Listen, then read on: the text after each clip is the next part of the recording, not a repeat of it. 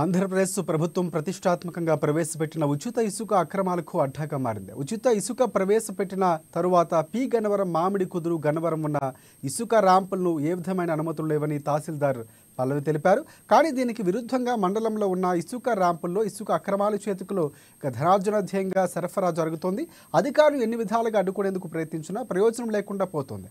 P Gannavaram మండలం తాటికాయలవారి పాలెంను ఆనుకొని ఉన్న గోదావరి నదిలో కొంతమంది ఎమ్మెల్యే అనుచరులమని ఇసుకను అక్రమంగా రాత్రి పగలు అనే తేడా లేకుండా తరలిస్తున్నారు. చింతావారిపేట, కత్తులవారిపేట, కొక్కిరివారిపేట, రజకలకు కూడా సంబంధించిన లంక భూములు శ్మశాన వాటిక మధ్య నుండి యథేచ్ఛగా ఇసుక దందా చేస్తుండటంతో లంక భూముల్లో ఉన్న పంటలు పాడైపోతున్నాయంటూ ఆయా రైతులు అధికారుల ముందు వాపోతున్నారు.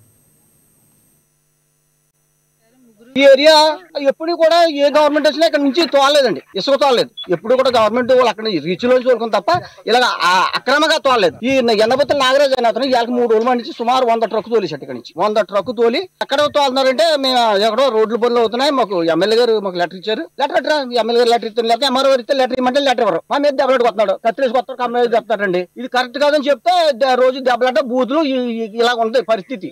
సొసైటీ భూముల్లోంచి వస్తారు. ఇది ఒకటి మీకు మీ అందరికీ చెప్పేది ఏంటంటే, ఈ సొసైటీ భూముల మధ్య నుంచి ఏ రోజుని కూడా ఇసుక తోలలేదు.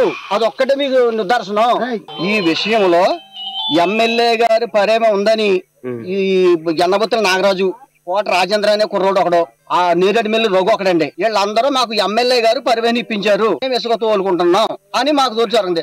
ఎమ్మెల్యే గారు పర్మిషన్ ఇస్తే కుదరదు, గవర్నమెంట్ పర్మిషన్ ఇస్తే చూపించండి. ఎమ్మెల్యే గారికి ఏదో మీరు చెప్పుంటారో, ఆయనకి తెలియక ఏదో చేసి ఉంటాడు.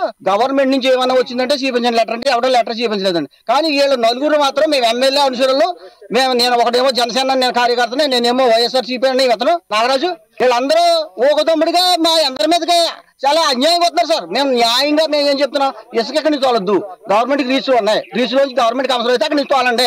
ఇక్కడ తోలొద్దు, పంట పొలాలు నాశనం అయిపోతున్నాయి, గడ్డి దోళ్ళకి పచ్చి మేత నాశనం అయిపోతుంది. ఈ లాటరీలాగా వెళ్ళటం వల్ల అక్కడ మొక్కజొన్న పొడుచుకున్నాం, 10 ఎకరాలు పొడిచామండి. ఈ 10 ఎకరాలు కూడా ఈ బురదలు పోయి మొగులో పడిపోయి